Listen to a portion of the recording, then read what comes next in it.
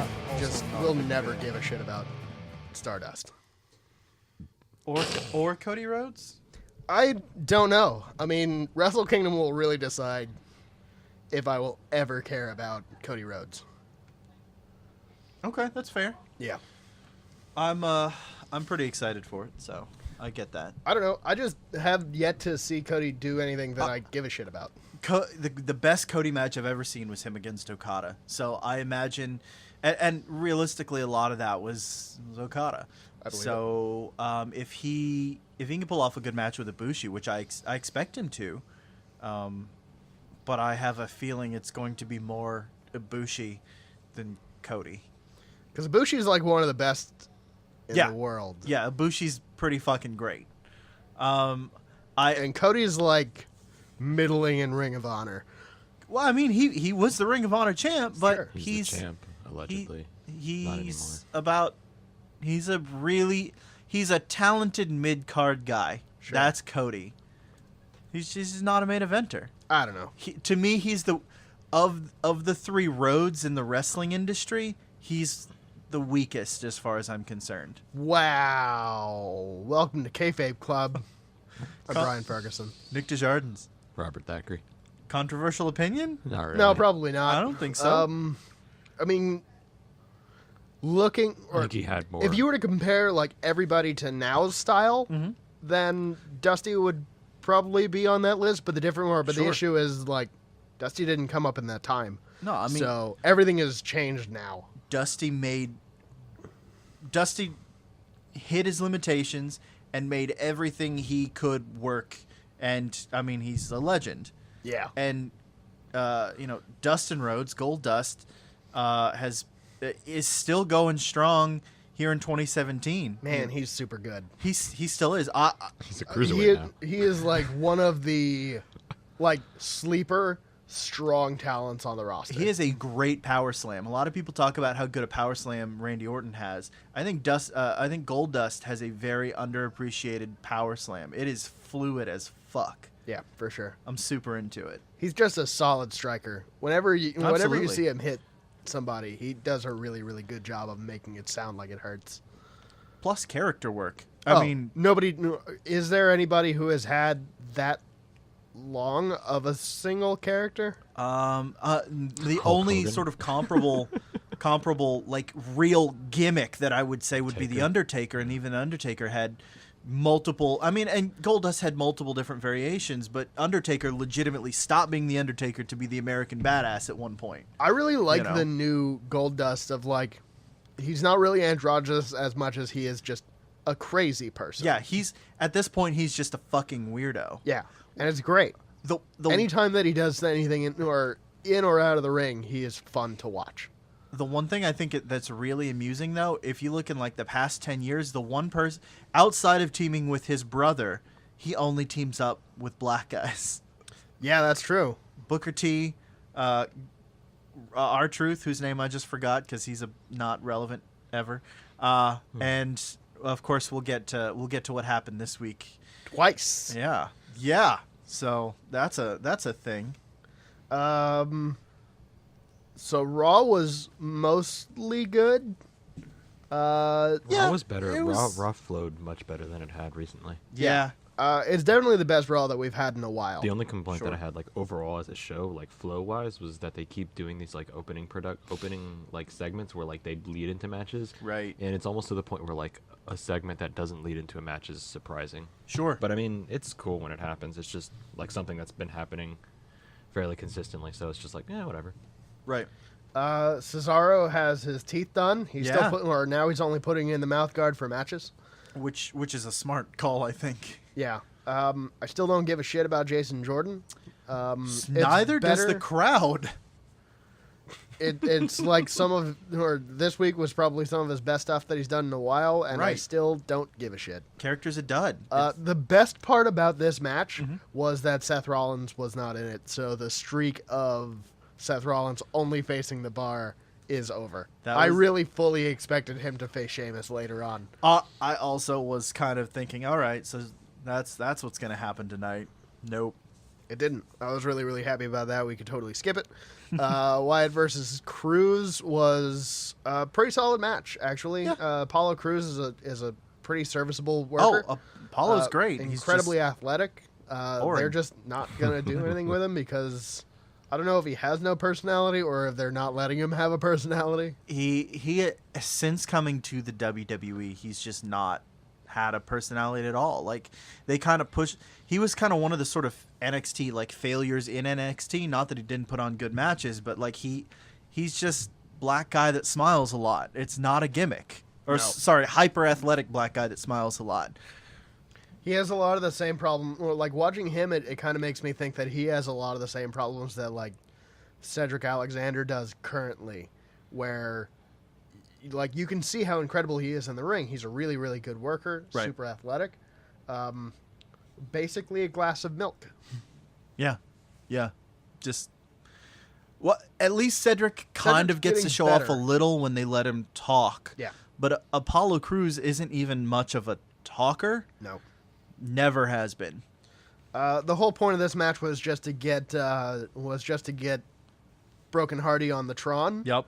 I You think really because I mean, Bray Wyatt was doing a lot of like psychology type stuff, like specifically with like Dana and like looking at Titus, and I was like, maybe they're gonna feed Titus to like the Titus Worldwide to like Wyatt and make him like To the sort of head build like, him up. Well, the head of like that faction. I don't know. And then Dana Brooks' boobie almost popped out when she fell off the. I was pro Dana Brooke in that match. It was the first pro Dana Brooke I have been in my entire seeing of her.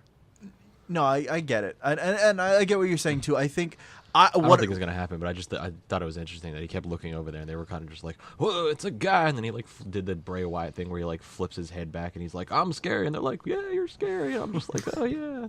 I do think you're right. I think they're going to feed all of Titus Worldwide to Bray just so that Bray's got some wins, so that I thought it was really great. Yeah. We let Bray have a win in 2018. It's off to a good start so far. Absolutely. I like it because it's really starting to push him back into the he's an in-ring psychology guy as opposed to an out-of-ring psychology guy, which is great. We need to be seeing him wrestle week in and week out right now. Yes. To build him up as something to be afraid of. The thing about Matt Hardy is that Matt Hardy is not good enough in the ring, Not really, anymore. Nope. to need him in the ring regularly. What he's doing well is his promos.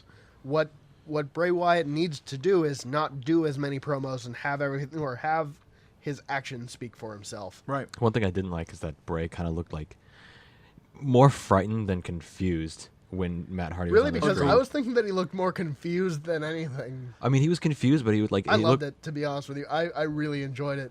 I thought it was super goofy. I wanted Bray to just like get out and like walk to the back as the thing was happening, because he was just like, I don't care. Like that's what I wanted to happen, but he was gonna stand in the middle of the ring. Yeah. But I was hoping that like he would get out and just be like, this. I don't care about this, and to just leave. Yeah. That like would have Matt Hardy like you would guys certainly said, like make it Matt more Hardy interesting. harass him, Right. and then Bray just be like, I don't care anymore, dude. Like you're annoying. You basically make Matt Hardy Loki to Bray's, goth Thor. Yeah, kind of. Yeah. Just have him be like, Oh, and then we'll I cut don't Bray's hair want off because this. it's I'll awful. book goth Thor later. Yeah, my favorite thing was just having the like recursion of Matt or when you of get Matt's. like 32 Matt Oh, that Hardys was on great. just laughing. That, Yeah. that's really what I enjoyed, was just like they're starting to do something with the promos. They're trying to make them wackier as opposed to just like the first couple of them were good, but the first couple of them were just like him in front of, I'm pretty sure it's a shower curtain. Yeah. And now they're starting to like really go off the rails with it. Was And it's fun to watch. Was to a me. celestial shower curtain, Brian? Yeah. Omniscient. We had Asuka versus Alexa Bliss. It was pretty good. It should. I know, Nick. I knew it. It didn't I knew need to Nick be was gonna 15 do it. minutes. No, Nick did Didn't it. need to be 15 minutes. yeah, kind of. I kind of like zoned out throughout a lot of wrestling this week.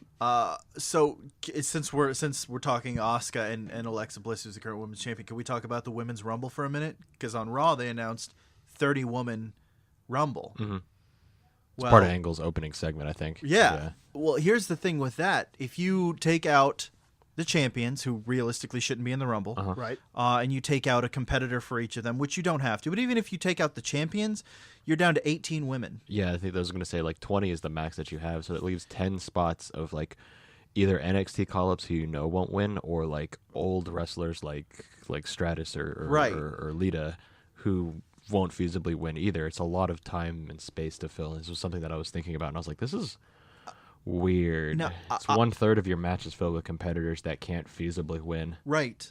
unless it's like Ember Moon. And I don't mind a 30-woman Rumble, but the problem is, like, You don't have 30 women. Like Make it- 25 seems to be the number that would be pushing it. even make it 20, and that's fine. I don't well, I think was thinking 20 would be good because you could put everybody in, and then you have a couple guest spots in case Right. you want to do something fun. And I think realistically, by not making it a 30-woman's Rumble, you're not undercutting the fact that this is the first female Royal Rumble, because you only have so many women on the roster. Right. You know, I just padding. I'm still excited for the match, but I'm worried that padding it out to 30, we're gonna get. Oh, and the Rumble's going to be way longer as a pay-per-view, as like Right. an event based on that anyway. Like, you make it a 20 women Rumble. Mm-hmm. I don't know where they're going to place it in the card, but it condenses a Rumble there, and then you still have that 30-man Rumble, which is like always ends up being like over an hour. We're and getting you're just at like, least Jesus. 2 50-minute matches on this card. Yeah. At least. So it's just like, I don't know. I feel like that I'm this trying to might think- be like yeah. this might be a lot. Like, I think it's going to end by the time like the men's Rumble goes on. Everybody, I think, is going to have like their eyes rolling into the back of their head, not because they don't want to see it, but it's just going to be like, this is a lot. Like, this is just a lot. Feasibly, they just can't put every feud on the Rumble this year. They can't. We can't have the Raw tag titles defended with the Smackdown tag titles, with both world champions and both women's champions. We cannot have 6. It's going to be an 8-hour show with Yeah. the pre-show if Yeah. they do all of it. It'll be WrestleMania long, and dear God, do I not like? I'm okay with WrestleMania long for certain things. The question is, what gets dropped down to the pre-show? Well, they already announced one match for the SmackDown for the heavyweight title, which we'll get to, but I mean, Right. that's on there, and I'm sure the Lesnar Yeah. blah blah blah match is happening. So I just don't think we'll see any like other feuds. I think Just don't care. I think about that match. don't make the tag title match happen. I think throw both of those guys, or all 4 tag titles for Raw. Throw those guys in the Rumble. Oh, 'cause like that would be Jordan Seth Barr. Jordan and I the Bar. felt like they were gonna like lose their contention spot and then go into the Rumble. The Sure. bar that is, and then Seth and Jordan wouldn't. Right. Not like wouldn't be on the pay-per-view, but they wouldn't be on the pay-per-view as like the champions. Sure. I don't care. Yeah. We had Rhino versus Braun Strowman, which quickly turned into Slater and Rhino versus Braun Strowman, and then that match. What do you say? He said, The longest part about that match. "Catch these hands." I was like, God damn it, Braun. The longest part about that match was Braun Strowman telling Heath Slater that he was going to get these hands if he doesn't Yeah. get in the ring. Yep. And then the match ends, basically. Just Braun gives like 90 power slam. Like, just I'm gonna power slam you. I'm gonna power slam you now. I was waiting And then for you. him to power slam one of them onto the other one, but it never came. And that's all that I really have to say about that match. Next was Fair. Joe versus Samoa Joe versus Roman Reigns. It was fine. I don't think it needed to end this way. I think. Roman got the win clean, right? Yeah, Right. Roman wins clean. The question is like, is the feud over? Because if the feud's over, like, it's not a good ending to this feud. I have some like fantasy-ish booking regarding this and a couple other things that we'll talk Okay. about, but we'll see. I don't know what they're doing with this because, like I said last week, is that they're doing things that normally a heel would do and get heat over with Roman, but Roman's not getting heat for it, so it's confusing. Or he's not like a heel, like Right. that like disqualification angle is definitely a heel angle. Sure. Right, like So- they did it with Dean Ambrose during the Miz run, which means that they're literally just rehashing Samoa Joe and Roman Reigns as the Miz versus Dean Ambrose, And Miz is coming proving back once and next for week. all Yep. that Dean Ambrose is a better Roman Reigns than Roman Reigns is. No, I agree. I think the smart move on this match was for Joe to frustrate Roman so much that Roman disqualifies himself. I mean, that's just Yeah, I mean, if you're gonna do the Right. Dean Miz angle, then just do it. yeah, absolutely. Just commit to the fucking thing. it doesn't benefit anybody. Roman having the belt doesn't benefit Roman. It doesn't benefit the belt.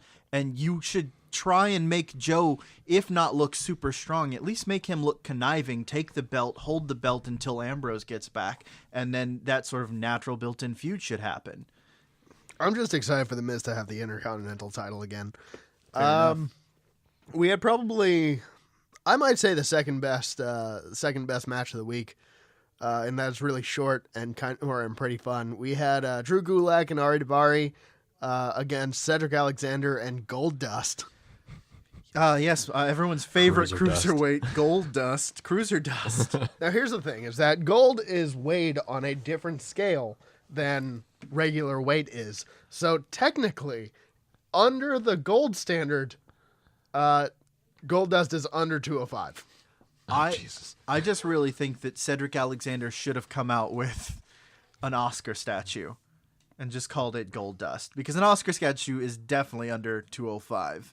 Yes. And it's also small enough to fly through the air. I would have been okay with that too. I'm just pro Goldust being on TV. Agreed. He's absolutely great. He has spent at least a few years not getting the recognition that I think that he deserves, being someone who has been just fantastic. If we were They had like the workings of like an R-Truth feud where they were really starting to go like old heel Goldust, and then they just kind of like cut it. They put the kibosh on it Yep. like after like 2 or 3 weeks, and I was just like, we don't know what? what else And it to was do in the with build up to SummerSlam. Like Yeah. it seemed like they're gonna get a SummerSlam match. Nope. No. Nope. And then you kind of got that old Goldust where he was just like talking real low and gravelly and did the at him. And I was love like, it. This is great. I love That's it so real much. good. He's so goofy. It's basically a squash match. Probably the more fun part Goldust about flew. Yeah. That was great. That He's was my quick, favorite man. part. He's quick on his feet, and he's probably in some of the best shape that he's been in his life. Oh, absolutely. He has not declined in ring skill wise at all. Gulak basically does Enzo's routine for him, Yes. but enunciates properly. It's So absolutely great. fantastic. So great. The Enzo thing was weird because I had read that both Enzo and Braun had the flu. Yes. Enzo got checked into the hospital, but actually checked himself out to wrestle, and they said, "No, you can't wrestle. You have the flu." Right. And then Braun went out there because Braun's strain doesn't affect normal humans. Right. And was able to wrestle. But I didn't really like I like what they did with Nia with like the whole chicken soup and like abandoning Alexa. Right. Yeah, But they definitely seem to be building to this whole Nia against Alexa thing. Yeah. But at the same time they were like Cedric went out there and he was doing it on Twitter too, like calling Enzo a coward, and Enzo really doesn't have the greatest like reputation in the locker room. Right. This is one of those moments. But this is I one of was those things like, where he actually did want to wrestle Right. sick, and they didn't allow him to. So I don't know if I would have rolled with that specific angle on this specific thing. Sure. I think that this is one of the few times that, or at least recently, I think that we might be seeing, in the locker room anyway, Enzo turning a new leaf and starting to see that like he has, or if he's gotta going to pay be a his company dues. man, he has to like Right. do it. I mean, hopefully, dude's been changing dude's been getting the Miz treatment for God knows how long now. Right. So I mean, it true. seems as though his work ethic is getting better. Now his work rate just has to get better. Yeah. The last actual match of the night is probably the one that everybody, or in which anybody who has been online has heard about. It's by far the most fun that we've seen. Oh, It's Happy Finn Balor and the Good Brothers. Oh, it's so good. Yeah, Finn was ear to ear he the sure whole was. time. Like he was like, "I found who I'm going to team with," and like ear to ear, and then like comes out just ear to ear, and Gallows and Anderson are doing the two sweets with him as he's putting his hands up, and it was so just happy. I love it because this is the second time in a month that we've seen Finn Balor just like all smiles. Oh yeah. Well, and I don't know if you guys saw, there was a .com exclusive interview after the show where they definitely seem to imply that this is not a one-off thing, Good. which is I did real not see good. that. It's just like, I mean, it's just a minute, but it seems like we're starting. Look, the if we club. have the Miztourage, if we have the Shield, if we have the Bar, who seems to just recruit whoever or whatever third person is convenient to face the Yep. Shield, I don't see what. Or we have The- two heel stables Why not have another face stable? They never said Bullet Club. I think Michael Cole said Club once, but they talked Yes. about Finn and Anderson being like part of this like reigning powerhouse They of a can't faction say Bullet across Club, the but world. remember when AJ first came back when they were the had Club, they were right? the Club. Yep. Yeah. So I think that they're going to go back to that. But yeah, it's just they were like Cole was referencing the club Japan. without mentioning the club, so it would lead me to believe that this isn't just a one-off, because if they would have treated it as a one-off, they wouldn't have referenced the history between Gallows, Anderson, and Balor. I would have liked more match in this match Sure. because it was pretty short.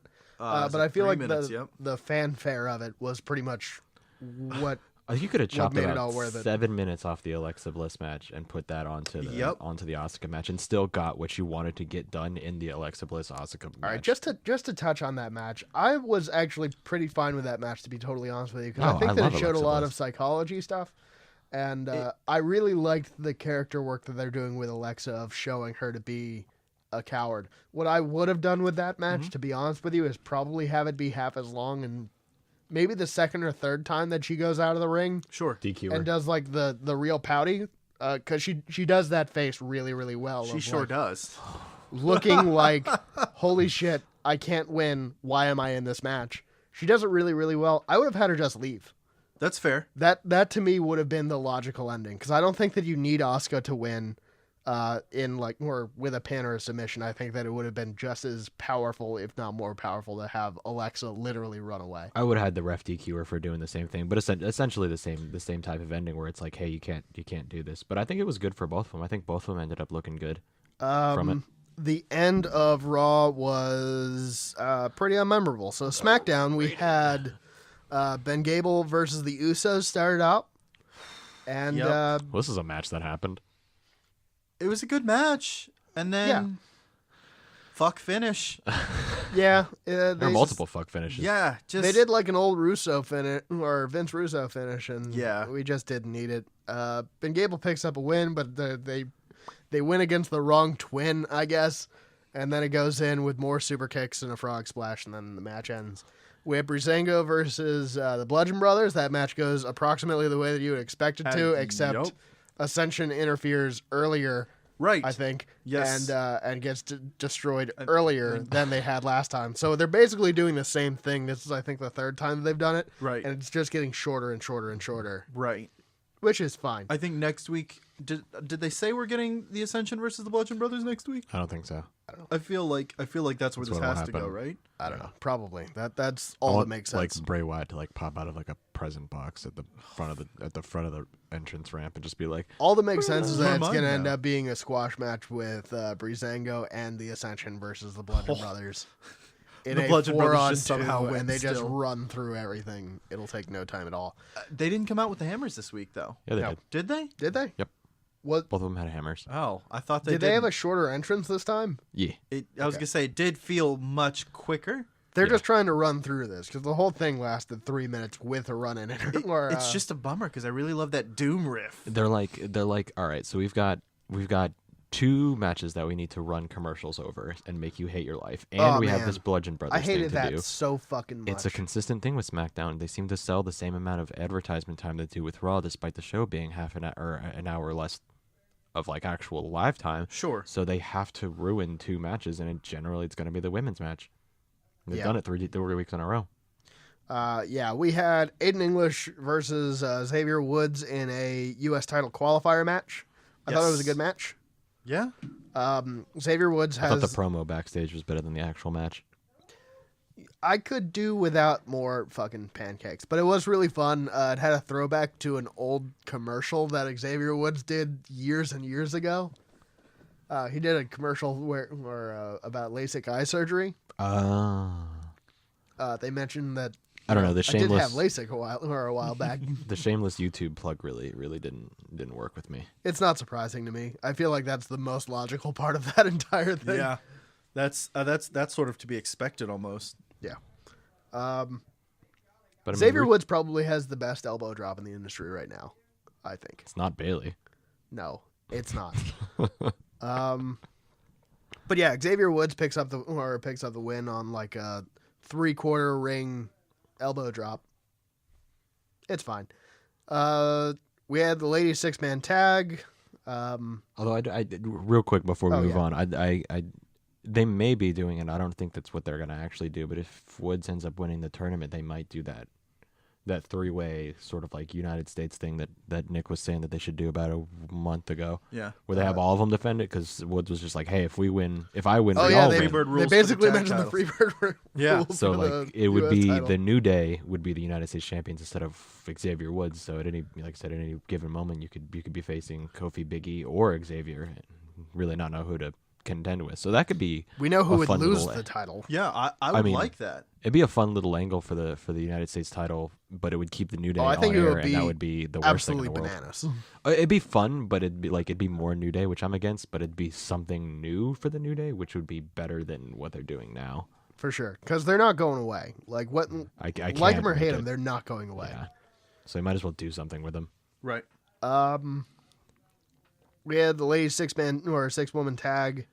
The biggest difference is that More Natalia, 6-woman tag, Brian. This one is the heel women of the roster versus the Riot Squad. I don't think there's a single face in that match. I think Liv Morgan is the face. Carmella is also the face. Fair. I think the only thing that's really unique about this match is that Sarah Logan's going more feral. Oh yeah, she's going more feral got the week to raccoon week. eyes. It's great. I was like, they all seemed to like Ruby seemed to have like hair extensions. Like I think she did more with her like they all looked like different, more glammed. Yeah, and I was just like, this is weird looking, because like I'm used to Ruby not looking like that, and her hair was like more voluminous, and she had like bigger it's eyelashes. the NXT or it's the main roster extension. Yeah, it's a thing that happens. So it's weird. But yeah, she's going like full Nikki Cross. Sarah Logan is. Yeah. Oh yeah, just like it's like she ate some tainted game meat. That's what I was thinking. Coincidentally, I really want her finisher to be tainted game meat. She just smacks you with a raw steak. That's I was gonna say it's a Bronco Buster. oh, God. Oh my God. Joke of the night. I'm proud of that one. I want it. We closed out the night with Sami Zayn. Before we get into this, Charlotte had Naomi come out, and then they kind of like did the Becky Lynch's back thing. So now you got a 3 versus 3 versus 3, or like a 3 versus 3 plus Lana. And let's all celebrate that Becky Lynch is back. 6 or 7 if we count managers. I don't versus 3, but really only 1 did anything. I don't think we should count Lana ever. I want nothing more than for Becky Lynch to win the Rumble. I'm okay with Rumble? that. Yes. And then challenge Charlotte? The main Rumble. Oh, no, I mean... And she challenges Brock Lesnar for the Universal and makes him title. tap. And makes him tap. Oh, God, I'd be so happy. That would be great. That would be the best thing. Right? But I guess worst case scenario, she can go up against... Would she challenge Charlotte at that point? Yeah. Okay. Or if they're going to hand it off to anybody, they'll probably hand it off to Ruby. Yeah. I guess. Oh, yeah. Without question. Ruby. We can't do more Natalia, right? No. I mean, I would prefer not. I love how like the last pay-per-view they had her do like this big thing, and then she's not said a word in like since. She keeps yelling, "Shut up," and I'm just like, "You shut up." Keep in mind, we also have a cash in at some point. We've got Carmella with the briefcase. Oh shit! That's the logical thing. Would be Carmella becomes the champ. I want her to moonwalk all over my face. Anyway, okay. We finish up the night with Sami Zayn versus AJ Styles. There is Shane O'Mac. They were like, all right, Kevin Owens and Daniel Bryan all at ringside for no reason. They were like, we had this crazy thing going on with the tag match in Clash of Champions, and that was a clusterfuck. So we're gonna do more of that. Just put everybody ringside and have them all bicker like fucking children. I love that Daniel Bryan is like supposed to be the voice of reason in all this, but like if he were the true voice of reason, he would be like, "How about this? Nobody at ringside." Yeah, like Daniel Bryan arena match. Daniel Bryan is like the voice of the anarchist in this week. I think, is he was just kind of like looking slyly around, like, oh yeah, we'll just put him ringside. Oh yeah, let's do this. Fuck it. Yeah, we'll just. I know that it's not going to end up well, but I know that you're going to put yourself in it. So fuck it. Who cares? Did it kind of seem, given the announcement that we'll get to, did it kind of seem that? Let's talk about the announcement, and then hypothesize here. Yeah. So Sami Zayn wins with a haluva kick for a change. It was a haluva kick. Is it supposed to be a hell of a kick? Yeah. Okay. Yeah. I was thinking about it as I was driving over here, and I was like, I think that's what Yeah. what it's supposed to be, and they just did the thing that they do where they make it an AA instead of an FU. Yep. Yeah. Okay. I don't know when that turn happened. I guess it was right around when John Cena dropped his ruthless aggression. It was when Linda Nope. McMahon ran for Senate in 2010, and they decided, fuck, we've got to be PG now. Yeah, they kept he had the FU for God Oh, knows wow. how long. They still call it he had the the five-knuckle shuffle, which he is has the surprising. he had the STFU. Straight up jerking off. I mean, Yeah. that's what that is. Yep. He had the STFU for a long time too, and they just called it the STF, and I was Yep. like, this doesn't Less fun. make any sense anymore. Yeah. Nope. Whatever. Surprise. Okay, so yeah. So yeah, the whole point about that match is KO does, or like the ref gets knocked out of the ring at some point. Kevin Owens or Styles gets a roll up for like a long, or what would have been a long count, but the like a referee's crucifix outside of the roll-up. ring Yeah. with Kevin Owens like distracting him. He was I telling guess. them that his shoes were untied. He was like, "Hey man, your shoes are untied." The ref's like, "I know, I'm getting back in the ring." He's like, "No, but you're gonna be your shoes are gonna hurt untied. yourself." You're gonna trip yourself." And then Shane was like, "No, no," and he was like, "I was just trying to tell the ref that his fucking shoes were untied." So then Just trying to help. Shane has the ref throw out Kevin Owens, and then Daniel Bryan throws out Shane. Yep. And then I throw out this match. exactly. It's announced at the end of the match Sammy that gets the roll up. yeah, Sammy wins. No, it's not a roll up because he actually lands the Oh, haluva that's kick. right. He lands the hell of a kick. He actually used his Hell of a finisher kick. for the first time in forever and a half. And it's announced that Royal Rumble, AJ Styles is over all of this shit, and he's like, "Fuck it." It's just like, if I don't everyone's care. gonna be here, then everyone's gonna be fighting me because I am done. So Royal Rumble's gonna be A 4-on-1 match. Wouldn't that be amazing? Daniel Bryan, Shane McMahon, Sami Zayn, and Kevin Owens, all against AJ Styles. It's gonna be a 2-on-1 title match, which I don't fucking understand at all. No, it's They're it's a also bit going to convoluted. defend the titles under what was that? What was the rule? Freebird rules. Freebird rules. Yeah. Great. Let's just make all the titles on SmackDown Freebird. So, my question here is, AJ is facing peril. He's frustrated. He's upset. Brian makes this announcement. When Brian makes this announcement, He's so excited about it. he is. But He's like, "What a great, terrible idea! Let's do this." This is the voice of anarchy. He's just like, yeah, fuck it, whatever, burn it to the ground. I can't help but wonder if of course, contract coming up in October. If they're not going to clear Daniel Bryan, which he's still not cleared, we don't know. They could clear him, they might not. Are they perhaps trying to make Daniel out to be the heel in this so as to get some booze on him and some heat on him They're not gonna. before I Good know fucking luck on that. I understand that they're not if the going no to. movement proved anything, it's that you just can't get people to root against Daniel Bryan. It's not that It's I not disagree possible. with you. I feel exactly the same way. My question is, People are still are they- cheering Sami Zayn. are they and attempting to do it? maybe? Because realistically, if Brian goes, he will be going in time to maybe be at the 10,000 seat show, maybe in time to do the Jericho cruise. Wrestle Kingdom will be coming up 4 months after he's out. That's a big name. He would arguably be the biggest free agent on the market outside of Punk. I mean, realistically, And Punk's not going to do anything but lose UFC matches. right. So, And have really terrible chops. but Mutton chops, also it is. marry Worse, AJ yeah. Lee. So Terrible mutton chops. he's got that going for him. Anyway. I think Yeah, I that might was- have some fantasy booking for this. It was just Okay. that okay. that match We'll go finish over wasn't it later. great. That's what just kind of how I feel about it. Is that it muddied the water that was already fairly muddy in terms of what's happening with Shane and Daniel, because like it was going to Daniel is definitely the face. He's trying to like uphold the integrity of the brand, Right. and not like have these guys get screwed over. But now like Saxton and Corey are bickering over if he's like having some sort of like kinship with them, and like now Shane's like just giving him weird looks. It's just it makes the whole thing weird. Like just It does. Right. They need to just do it. Daniel standing on the announce table doing the yes chant, I think is the part that put it over. Like even announcing that to just kind of like throw it in Shane's face would have been fine, but the standing on the table applauding his own booking, I think was the point at which I was like, that's a bit too much even for me. Yeah, Right. like it's surprisingly egotistical for somebody like Daniel Bryan. Right. Exactly. Again, that's why I'm questioning if maybe they're trying to write it that way.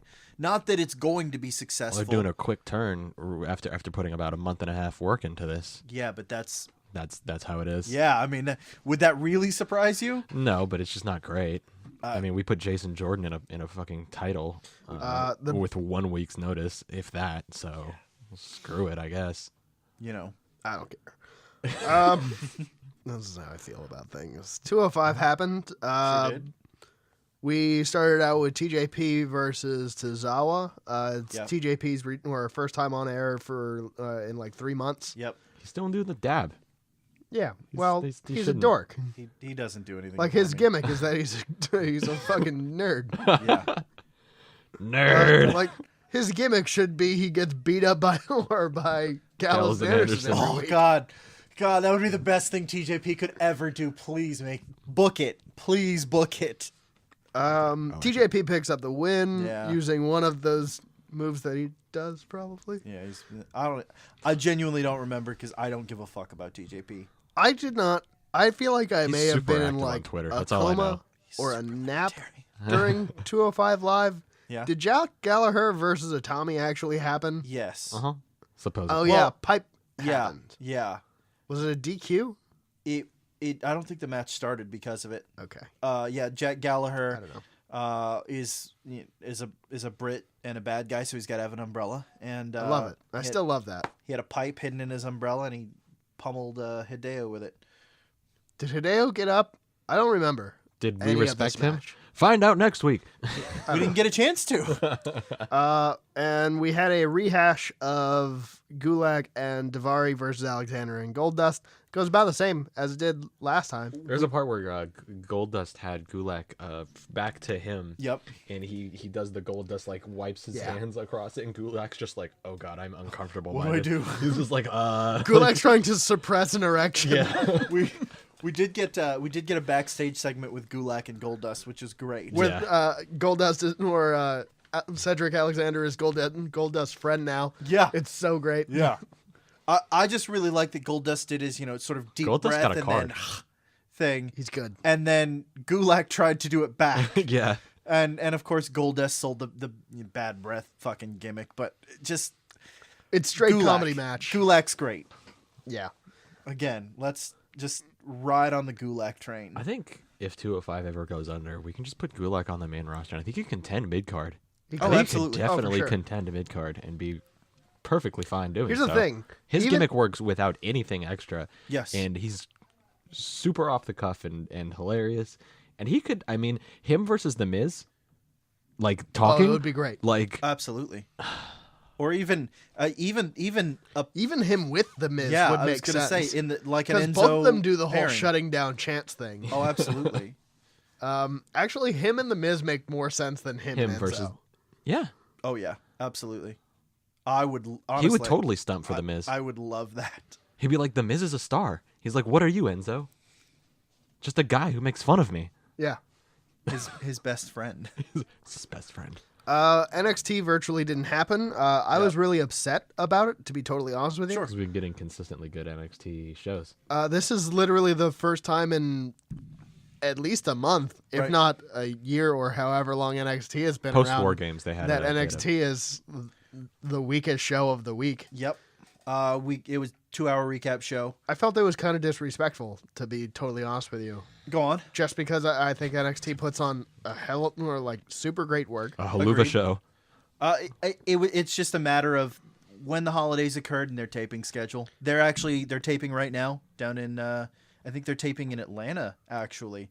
Yeah, 'cause Getting they're out doing of an the, NXT tour. they're getting out of Full Sail for a couple of weeks. So from now until Rumble, our NXT shows should be from Atlanta. Yeah, because but they're Triple H taping tonight. did like an Instagram post about him like being in an old WCW arena where he first like tagged with Regal and like got his Right. thing, and I was like, this is cool. I like this.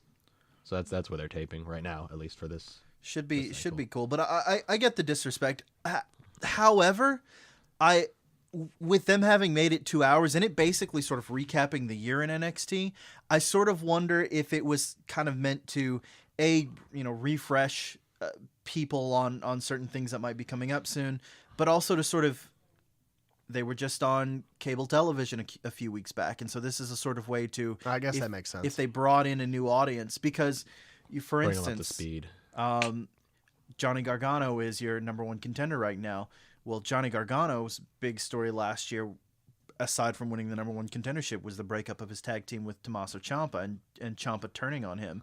And you got a good sort of recap of that segment at the end of NXT. And I think it's kind of pertinent because Ciampa should be coming back in probably TakeOver, if I had to guess. But he should be back anytime soon, and that's going to be that's going to be an exciting feud to see. I don't know, just free balling it here. That makes sense. I didn't even think about that, to be totally honest with you. It's okay. But yeah, that actually would make a lot of sense. I'm an idiot. Agreed. So yeah, the only like full match that they showed was a title match that is the most predictable thing. Yep. Because the person who holds the title in this match doesn't hold the title anymore. Right. It was Drew McIntyre versus Adam Cole. It was good. In case you didn't see it, it was just good character work from both guys. You got to see Adam Cole being smarmy Adam Cole. It was interesting because, of course, your guest referee was Shawn Michaels. Yes. And so you got to see both guys interact with a legend, and you can tell it's a cool thing for both of them. It's Shawn fucking Michaels. Yeah, and they're playing. They're It's Mr. playing it up. WrestleMania. So it was.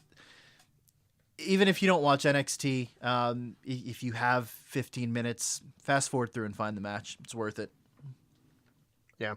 So that was it for the week. I know that Wrestle Kingdom happened Yep.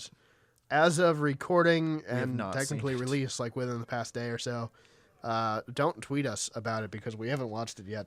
No, I mean, if somebody tweeted me, that'd be great. please, please Like, don't all right, spoil it. We're all very Tweet excited. at PB and Ladies, but specifically not about Wrestle Kingdom. Right.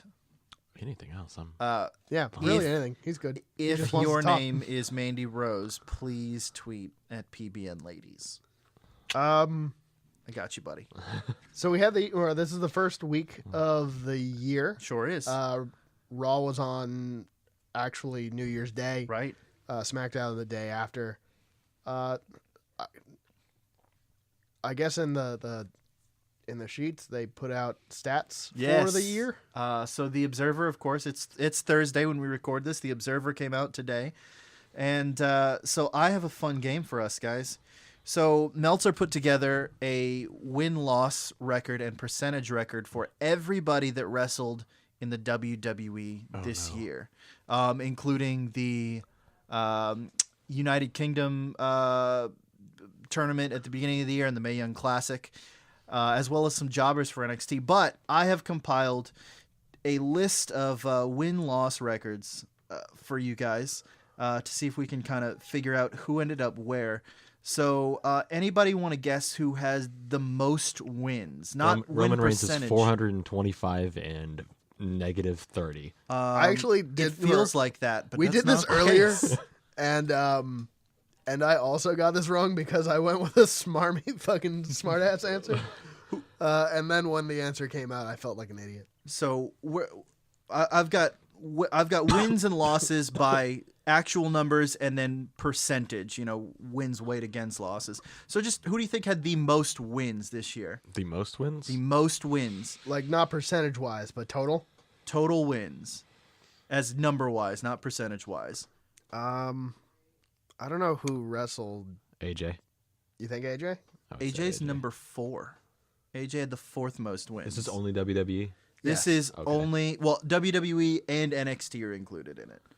I actually did try to think of like just smartass answers of like Well, my guess Who would be Roman, deserves but if it's it? not Roman, then it's AJ. Roman was number 5. Jesus Christ. It's definitely not Brock Lesnar. No, it's not because he has like 6 matches this year. Maybe. It might be less than that, actually. Maybe. But I think he might have... no, I guess he really doesn't. He probably has a loss somewhere. Goldberg. Yep. So that hurts Brock. Mm-hmm. And having so limited matches, that'll put his percentage down too. I already know the answer, so I'm not going to guess. Sure. Go for it. Number 1 is Dean Ambrose. Dean I was Ambrose like, has it the makes me so most happy. wins. I was like, it's either Ambrose or Orton, and I was trying to think about it, and I was like, Ambrose was the Iron Man, so that would make sense that he worked the most and therefore would have the most wins. Our top 5, from 1 to 5, we have Dean Ambrose, Shinsuke Nakamura, Seth Rollins, AJ Styles, and Roman Reigns. So all the members of the Shield, Mm-hmm. and then the 2 most over people on SmackDown. Basically. Now, the win, if we're going by percentage, though, wins as compared to losses, it's way different. Anybody who want to guess who has the highest winning percentage? This one, I guess Brock Lesnar or Roman Reigns because I'm an idiot. And then once I found out the answer, I felt really, really dumb. The answer's super obvious. It's real obvious. It's 100%. Is it? No, it's not Braun Strowman. Braun Only Strowman person who lost. hasn't lost all year. Oh, fucking Asuka. It's Asuka. Yeah. I was like, well, that's not I'm glad that Strowman. I'm not the only fucking idiot on this around this I table. feel bad, but like the women's wrestlers didn't pop into my head No. to start off with, which is still a problem that I think we're all working on. The second highest winning percentage is also a woman. Wait, that doesn't make any sense to me. It's because of wins as compared to losses. How many? Who's only had 1 match is what I'm trying to think of. Is it Alexa? I'll tell you this, they had 20 matches this year, and it's not Alexa. I don't know that Mickie James has won a match this year, so it's definitely not her. We haven't seen them wrestle since Charlotte. April. No. April? Since April? April. Jesus. I don't know. Nikki Bella. Oh. I don't think I've ever seen Nikki or either of the Bellas. 18 Oh wins, shit, no, 1 because loss. they were against. They did that program with Cena and Bella against Miz and Maurice. Miz and Maurice. They're I going to forgot come about back. that. Oh, I think so. They're going to be Rumble entrants. I would be surprised if For we didn't get the sure. Bellas. I mean, they got 12 spots to fill. The Bellas are coming back. God damn it. So win percentage, top 5 win percentage, we've got Asuka, followed by Nikki Bella, followed by Aleister Black, who would have been just as high if not for because of tag matches and whatnot on live shows, he's got 8 losses against him, but only 1. Really? But only 1 singles or at least one-on-one loss. I didn't know that he did any tag matches. House shows. Okay, that makes sense. And then after that, we have Drew McIntyre and Finn Balor. Finn Balor is your number 5. Finn Balor wins a lot of matches. Oh. I mean, except like those few of them lately. 112 wins, 14 losses. That checks out. 8 of them are against Kane. 12 of them are against Vince McMahon. Okay, so bottom 5 most losses. I'm not including any jobbers on here. Kurt Hawkins. Not No. including any jobber. Believe it or not, Kurt Hawkins not a Hawkins does goddamn not jobber, you have the most disrespectful son of a losses bitch. number-wise. What? Although he does have the highest percentage That of doesn't make losses. any sense at all. I know. Wait, I understand. what? Who's taking L's that heavily? Who has wrestled more in the Miztourage? So your bottom 5 Bo Dallas or bottom 5 most losses, Natalya has lost 131 matches this year. hot damn? Kurt, by proxy, has only lost 120 this year. Really? This year. So our bottom 5 most losses are Natalya, Nia Jax with 128 losses, Jeez. For somebody who's unstoppable, she sure does get stopped a whole bunch. Carmella with 125 losses. That makes sense. Jinder Mahal, our world champion, had 124 losses this year. Well, he would. Really? A .32% win ratio. Wow. These are all counting house shows and Yeah, stuff too, though. yeah. So, like, it's, Oh it's- wait, house shows usually the good guy wins. Yeah. True. But he's been he did pick up 60 wins this year. So he didn't always lose on the house shows, but 124 losses for your world champion is pretty gross. Yeah. It shows a whole lot of confidence in your world champion. And that's followed up by Aiden English, Mr. Rusev Day himself, 123 losses this year. And percentage Gonna turn it around, I'm sure. is different. So percentage, our number one loser, Kurt Hawkins, has had no wins this year whatsoever. Bo Dallas has a win ratio of .04. He's been in more matches than He's been in 99 matches. He has won 4 and lost 93. that checks out. Riddick Moss from NXT, who teams with Tino Sabatelli. I was gonna say I don't know who that is. Those are the rich douches. They're the rich deuces that were feuding kind of with the Street Profits. The Street Profits, yeah. Lost 67 of his 73 matches. Riddick was the guy who played like for Iowa or something like that. He was like a football player, right? And think then so. Sabatelli was the guy with like the Jersey Store hair. No, Or flip is it, those. or is it Flip It? Yeah, Okay. flip okay. those. Sabatelli's got the short hair. And then after that, we have, it's kind of a tie. We have the Colognes and the Ascension. Both of those guys just kind of are back-to-back in losses. Okay. So those are your bottom 7 with win percentage. That makes sense. Just not doing well this year. Connor and Victor, Yeah. the Ascension. Also, fun news before we get to fantasy booking, we may have 5 new NXT signings on the horizon. So War Machine has given notice to New Japan, which I haven't seen Wrestle Kingdom, but I can only assume that War Machine and Michael Elgin did not win the Never Openweight belts because of that. They wrestled their last match in Japan this morning. So there's big talk of them coming to WWE, to the point that apparently Ray Rowe has given pictures of his tattoos to 2K. I saw that. So that's really interesting. I just thought that it was people thought that they liked him. I mean, it's possible too, but there have been talk of bringing in War Machine for a while. So on top of that, Ricochet, who is probably one of the best high flyers in the world. He's also from Paducah, Kentucky, which is really exciting. Ricochet has his last match in PWG next weekend, at which point he is a complete free agent. A WWE graphic designer on his Instagram story tweeted this week a very close-up shot of what looks to be Ricochet's logo that he is designing.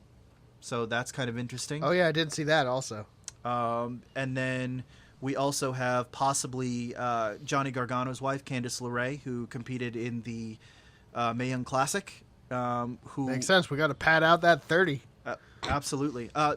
Candice LeRae is a fantastic wrestler, though. Oh, I'm not saying that she's not a good yeah. wrestler. I'm just saying that we have like 12 more people to get into this fucking match for it to work.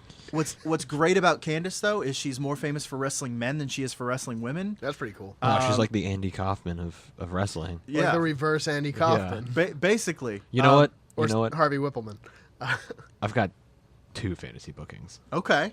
One's That's good fairly because you've obvious. skipped a few of them. Yeah. So it's worth I'm it glad for that you have one. I'm You know, fucking make up time here, asshole. not creative. I don't know what I'm doing. I've got So performance anxiety. I'm really... Oh. Fuck it. Move on to fantasy book. Candice LeRae once got super kicked with a boot with thumbtacks on it. I don't like that. No, it wasn't I great. don't like that at all. But she the made up face? for it by pouring thumbtacks down the front of one of the Young Bucks' pants, and he got kicked. It was great. I don't PWG has some crazy matches sometimes. I don't feel good about You this. shouldn't. Who wants to go first? I got 2, so I'll Not go a- first, and then you can circle around on me. Okay. On the last one. Thackeray, you go ahead. Are you still just over the thumbtacks? Just I don't like it at all. can't do it. So real quick. No. So we're trying to fill out this women's Royal Rumble, right? Yeah. We've got Yes. currently we got 12 spots if we're not assuming that Alexa or whoever is holding the women's championship at the end of that. It would make 0 sense for them to be in that match. But yeah, so assuming that there's 12 people coming in, one of them, your last entrant, number 30, after getting all your fun spots in, should be none other Harvey than Whippleman. Yes. Andy Kaufman. I don't know how you would pull that one off. Jim Carrey None other. as No. Andy Kaufman's not dead, motherfucker. He's Kaufman, the president. Andy Kaufman is coming back as like he's coming back to like break his silence on the world of being dead to win the first ever women's Royal Rumble match and become the new intergender wrestling champion. Better than James Ellsworth. I was going to say addendum to this, if you cannot get Andy Kaufman, if it turns out that he really is dead, you could either get Harvey Whippleman, Jeff Jarrett, or James Ellsworth I'm going to go out on a to limb fill here. in that spot. I'm going to go out on a limb here and say it's definitely not going to be Jeff Jarrett. It's also definitely not going to be Harvey Whippleman. But yeah, I don't know. I feel like there's could a be. better chance There's a of it being Harvey Whippleman than it is of Jeff Jarrett will never work for the WWE again. I had talked about this with Brandon. There's a I'm okay better with this. chance And I of was like, China you know what? being in that match than Jeff Jarrett being in that match. And I was like, you know what? Let Andy Kaufman be the intergender wrestling champion. Let's bring him back. This is the time. This is what he's been waiting for. Would you settle for Jim Carrey as Andy Kaufman? No, got to be Andy Kaufman. Got to be Andy Kaufman. Got to bring him back. I'm going to call out Jerry the King Lawler after he does the WrestleMania point. Would you be okay if it's not Andy Kaufman, if it's Andy Kaufman as Tony Clifton? Oh, that would be even greater. For all you comedy nerds out there who understand that, or Man on the Moon fans, I guess. Oh God, that I need that in my life. Andy Kaufman as Tony Clifton. Oh, Winning the first ever, the first ever inaugural Women's Royal Rumble match, the thing that they've been hyping and taking seriously, and then just Oh my! They can't fuck it up worse than they fucked up the Money in the Bank match, right? I mean, we got two of them, so worst case scenario, they just do another one on Raw and then have Andy win it again. I'm pretty sure what is that? What was the super feminist leaning blog on Jezebel? Yeah. I'm pretty sure Jezebel, the entire staff of Jezebel, would have a fucking aneurysm if Andy Kaufman as Tony fucking Clifton won the first Women's Royal Rumble. I mean, would it be better if you won the second one? I mean, might as well put a stamp on it. Back-to-back winners, first and second. Have him win as Tony Clifton, then have him come out as Tony Clifton and Andy Kaufman in the second one. He gets two? Yeah, give him two fucking. He pulls a entrants. fucking Mick Foley. Yeah. Just have him do three characters. Have him as Andy Kaufman, Tony Clifton, and the foreigner character. Just all three. Why not? Why not? Here I come to save the day. But honestly, real question based on this, because I was kind of wondering if they're gonna have Santino come back as Santina, like they did at WrestleMania 25, where he won the Divas Battle Royal for the championship. There are 12 open spots. I really don't think it's the time to make jokes, but I'm looking around at who they have, and I'm like, man, they might have some joke characters in here to piss everybody off. I feel like they're gonna. It would be the fastest turn in public opinion, or since the time that Glad was pro WWE, and then they did the Chuck and Billy wedding. Which was great, because at first they were anti-WWE for Gold Dust. Yes. Turned around, and then they were like, look at this positive representation of a gay couple. And we're not gay. Never We're not gay. before has there been such a drastic and abrupt loss of goodwill. Glad's turning heel on us. Oh my god. It would be like if Adolf Hitler had cured cancer and then immediately went into the Holocaust. Oh my god. Especially if they're not going to end the show on the Women's Rumble. So No. if they did something like that, they would lose the crowd. They would absolutely lose the crowd. It'd be great. It'd be worse it'd be like losing the crowd when Roman won and then having half a pay-per-view to still do. Oh no. 2/3 of pay-per-view to still do. Who? Oh god. Nick, you got anything? I'm sorry. Come back to me. All right. Pass. I'll come up with something. All right. So, we got this 2-on-1 championship match, which is being booked as a handicap match, but realistically, that doesn't make any sense. Right. It's a three-way match, right? It's a triple threat. It's a triple threat match, but two of them you already have an established. Kevin and Sammy, if it's a handicap match, they can't pin each other. They have to pin AJ. I guess that would be So the he closest booked it as a thing. handicap match. So Right. it's 2v1. Kevin and Sammy have to. They are working as a tandem against AJ. I don't know. Unless they rework it and make it a triple threat. I don't know. The rules on this don't make any sense to me. But it doesn't really matter because here's my ideas. Or there's two possible endings that I would like to see to this match. Sure. Either you have the safer way to go, which I think is probably what they're going to do because I think it makes a lot more sense story-wise, Right. is you have AJ win clean. Right. Simple. You don't really have to fuck it up too much, and it keeps Sammy and Kevin together. No 'Cause interference or anything breaking like that. up Sammy and Kevin this early would be a huge waste. It's no good. Right.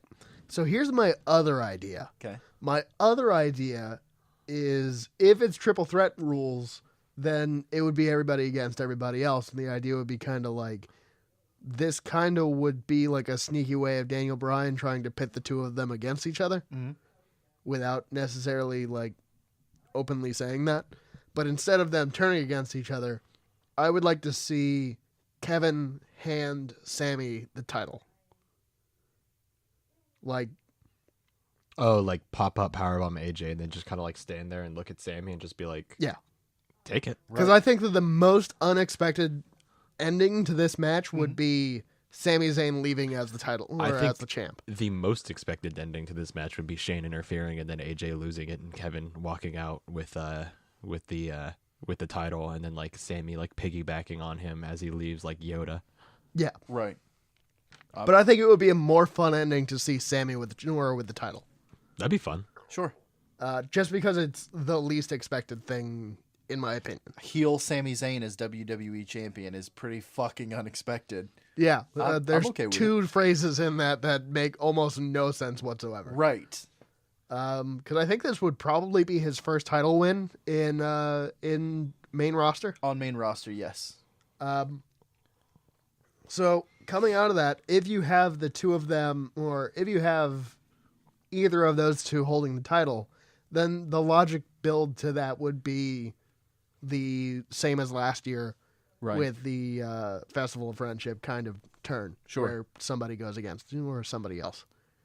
I want it to be Sammy turning on Kevin at Oh this my point. God. Like that would be great. Is that like Kevin has always been like the aggressor in the Sammy relationship, and Sammy has always been the guy where like he gets a big head, and like Kevin's like, "Hey, we're friends," and eventually he's like, "I don't fucking need you anymore." Right. And then I love that Kevin's you're just running like, with this. This is exactly what I had thought of, and I agree with you 100%. I'm into it. I think it's really unlikely, but I would love to see it. Well, because it would be great to see them start like really turning characters on their head. Sure.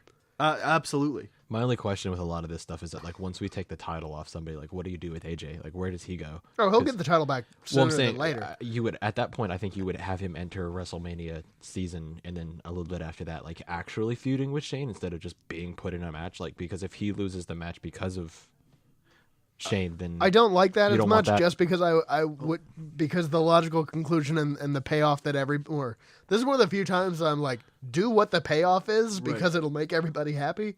Yeah. If this doesn't pay off with Daniel Bryan against Shane O'Mac, then all of this is or then the past year of this Has been is for wasted. naught. Absolutely. welcome to the WWE, Brian. I don't want that. For like just this one time, do what they are promising us and let us have it. Okay. All right. So Mixed Match Challenge is coming up in 2 weeks. I don't care. It's on Facebook. I don't give a shit. I know, but this at all. plays into my fantasy booking, guys. No, I'm damn it. interested to see what you have to say, just along, because it'll Brian. be more interesting and have more lasting consequences than literally anything that happens on Facebook, other than your family stops talking to other members of your family. Touche. So the first team announced, Alexa Bliss and Braun Strowman, which is a fun team. Yeah, because she's super tiny and terrible at everything, and he Great is, at talking. She's great. She's at good at talking. Yeah. She makes a really good pouty face, and we all want to put it in her.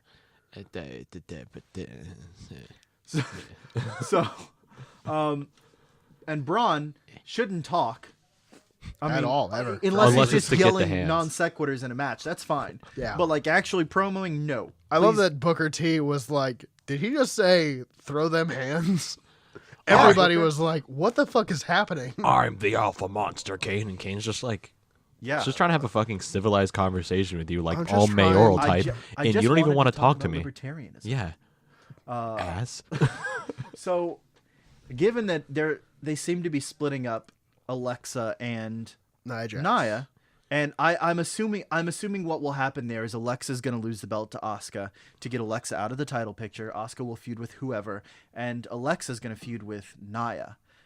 I feel like the best thing that you can do is pair up Alexa and Braun. Braun as the guy that can work. Alexa as the person that can talk, and Nia and Enzo. We're doing this. We're Which are going two- further with this. which are two completely, polar opposite teams. And But none of them can work in the other team, and only one of them can talk. Nia's getting better at working. You just said she had the most lots. I didn't say she was great, but she's getting better at work. She can work. She can wrestle better than Alexa. Wrestle. She can wrestle. So I think Alexa's- I would like to She's see. better at picking things up and putting them down abruptly Mm-hmm. than Alexa is. Sure, she can throw a suplex. She's like this big. So I'd like to see that. I'd like to see that in the mixed match challenge. Honestly, like that feud come out of there. Huh. And I think it does something interesting for Braun in that Braun will now have. You can make Braun a heel if you've got Alexa with him because Alexa can get heat, whereas Braun is a heel but does not get heat because he's Braun. People Strowman. love watching somebody smash somebody through so many tables. Absolutely, and with this you can sort of. His nipple pops out And every match. time. Enzo has to lose. Get him bigger shirts. So Enzo has to lose the belt to Cedric. I'm convinced that this is. There's gonna no way happen. that it doesn't happen. Because Enzo's not going to lose it. You're not going to have a heel lose it to Hideo. The belt's going to go to Cedric, and then Cedric and Hideo are going to feud over it. That's what's going to happen. And so this gives you a way to sort of turn Enzo face and maybe Nia face, so that Enzo is sympathetic when Big Cass comes back. I think this all sort of can play into Big Cass coming back as a heel again and getting to finish his run with Enzo. I like the idea of them just like forgetting about that whole feud They're not. I don't think they're and gonna. just being like, "We're best friends again. Look at this." Throws Enzo through a wall. Throws Enzo through Braun. Yeah. Yeah. Oh, Big Cass versus Braun Strowman in a garbage truck match. Book it.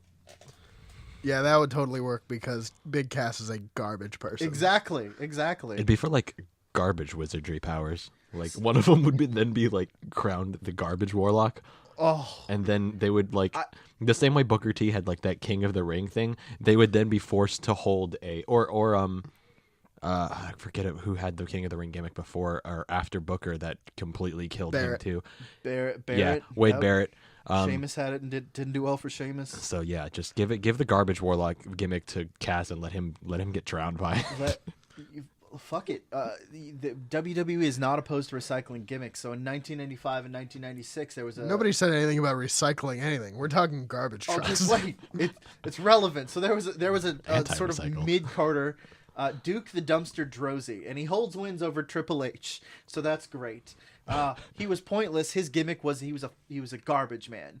That was it. He came to the ring with a garbage. He was a garbage man. I remember this. Fuck it. Make Braun a literal garbage man.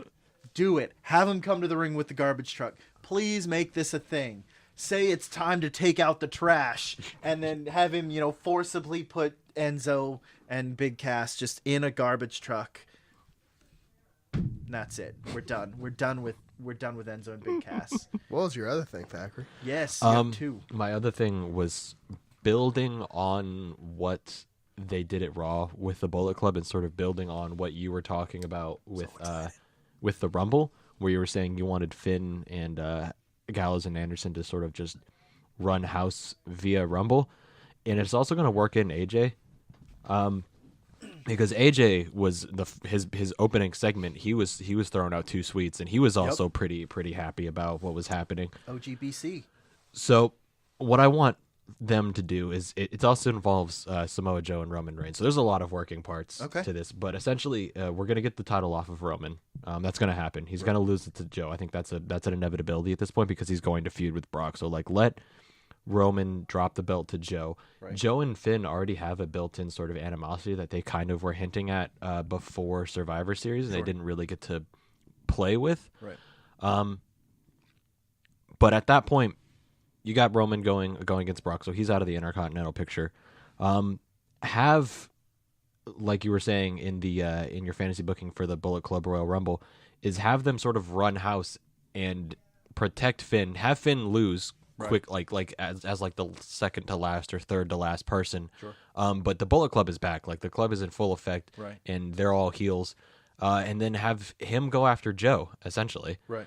And then he's gonna win either, and I haven't decided if I would want Finn to win the Intercontinental title and then have the club or Carl and Anderson like be his like sort of bruisers, his backup for the title, or to have Finn sort of be the head of the club and then have the club feud for the tag titles and have that happen. Because eventually, what I want is going into next Mania, is I want the club essentially to hold both of the titles on Raw. So have Roman do whatever he's doing with the main title, and then have Finn hold the Intercontinental title, and then have his two cronies hold the tag titles, and have AJ hold the world title, and then have a back and forth going between them and the club, and then eventually go into Mania for club ownership. I'm okay with that. I mean, there's a lot of like things that you would need to hammer out with it, My but only I want issue would be moving either moving AJ over to. I wouldn't move him over. I would still have AJ hold the world title, but like have them sort of work with each other at the club, because like AJ eventually going to be like, yeah, this is great, and then have Finn as the heel, because AJ is the face at this point. Have Finn as the heel be like, this is my club. Right. I started them. They're with me. Fuck off. Right. And to the point where like AJ keeps interfering, he keeps doing things, he keeps offering like things from across the way at SmackDown, to the point where he's like, we're taking you out, man. Right. And either AJ has to like take control of the club, or like rise his own club. But I don't. The problem I saw of this when I was thinking about it was I didn't want like NWO and NWO Wolfpack coming from this, because that's the bad part. Like you don't want that. But that's kind of what I was thinking about. Do something along those lines. No, I'm definitely into that, and especially It's still real rough in my head. I was trying to figure it out before I got here, but I couldn't really get a good idea on What what we'll do is we'll hammer out the details. We'll email it over to Connecticut, and then hope that literally anything happens ever, just ever. But I think having Finn hold that Intercontinental title and then have Gallows and Anderson sort of be his like Finn doesn't do anything. Like Finn, like you were saying, how like Finn would sit on the turnbuckle and just like have Gallows and Anderson like run roughshod over the Rumble. Do like Finn's not real King Devitt or Prince Devitt shit. Yes, that's Finn's exactly what I want. Finn's not going to fight. Like he is not going to fight unless he is made to. And Gallows and Anderson are going to be the ones that are going to be fighting for him essentially, and just piss everybody off doing that. Philly would love it. Yeah, Philly will go apeshit for it, and that's what I want. I want Finn to fucking just pull out that Prince Devitt persona and fully heal it up. Gallows is big enough, so in New Japan, Finn used to, like, when he would come to the ring, he would be riding on Bad Luck Fale's shoulders. I want him riding Gallows' shoulders to the ring, just Gallows just slowly just walking him down there, and Finn just fucking cool and cocky as shit, not giving a fuck, just badass. He's already over enough. Like it's not there was gonna a hurt sign him in any way. at Raw when they did the opening pan shot, and it was in the back, but it said Finn is over, and I was like, yeah, I love that. He sure is. I don't know if you noticed, but he sure is. But yeah, I mean, I think you could do so much with that, because if you just keep him together and like have him run with the Intercontinental Championship, like you'll have him do this, and you could have him after he loses, say, the Intercontinental Championship, like have them run the table at a different pay-per-view where like somehow he sneaks his way into a Universal Heavyweight Championship and beats Roman, and then now Gallows and Anderson have like the the heavyweight or the tag belts. So now the club has like all these belts, and you don't know what to do with them, because now they're actually running house. To me, the logical way to do that or to do this would be have them stay face for a while, Sure, and then don't turn them heel until they get the titles. that's fair. Just because once you get the titles, then you can have them just be like, I'm the best shit in the world. Well, like you would tweener Finn because like Finn would do heel shit, but like he's not going to get heel heat until he actually starts being a dick with the title. So I would do a very slow sort of like. Well, I would do like a towards it. rapid personality change, just like more because he already does come out with a certain swagger and arrogance. Sure. So it takes almost nothing for him, or it would take nothing if he were holding a title. We've never seen it because he's only held the title for a day. If you wanna have the club hold all the belts, you bring Adam Cole up for the Intercontinental belt. Yeah. Right there. If you want to do that, Yeah. I mean, I would be more. I don't even think that Finn necessarily would need to have the world title. I think that just having the Intercontinental would be, I think more for me would be fine. Sure. Just because I could see or I would see the heel turn coming with the Miz Taraj. Right. Just because I would like to see the club do the Shield versus Miz Taraj better than the Shield did. Wouldn't be hard. It would take almost nothing. And I think that Well, Finn like- Balor would play better against the Miz than Absolutely. Roman does. After like I don't know how long you let this stew, but like after he beats Joe and like starts to heal it up as the Intercontinental Champion, you assume that Roman still has the belt, the Universal belt or whatever. You could have him point at Roman and be like, "Hey, I never got my rematch, and I beat Joe, who beat you. So kiss my boots." Essentially. What you do, if you're willing to go full heel with Finn, what you do is you have Finn on Miz TV, and Miz is pointing out that, or Finn's pointing out that he never got his opportunity for the belt. He wants to fight Roman, and Miz just saying, "Well, yeah, but you're a little guy. You held the belt for all of a day." You have the Miz really heel it up and lay in on him, and then you let Finn get brutal. You have the That's club what I come would in, do. Is just pummel have him. Finn go straight brawler, like Just demon persona without the paint. yes. If you ever get a chance to see anything Finn did with the Bullet Club, he is vicious. He is very vicious. To the point of obviously they're not going to do the gun symbolism in the WWE. It's PG. They already do. I mean, But especially Finn. I mean, he or not in the way that they No, did in New Japan. not as overt. I mean, literally, after brutalizing Hiroshi Tanahashi, Finn has a handful of his hair. He's down on his knees and just is pulling the trigger against his head. Finn looks like Finn's getting huge heat, or Prince Devitt at the time. I think if you let him play into that, this club angle could be really fucking hot. It could be money. Well, I would let it run its course and like eventually let Finn do whatever he needs to do against Roman as Sure. far as that, because like that's a good way. That's hard because if you want him to stay a heel, it's going to be hard for him to be a heel against Roman. Just If because, they're still or the No. Shield is still together, then it's cake. No but heel you is could full do- heel anymore. but anyway. you could do Shield Club, and then eventually what I will want is next Mania season would be to pit Finn against AJ for Club. Sure, Yeah. If you don't want to do it then you can do it at Survivor Series. right.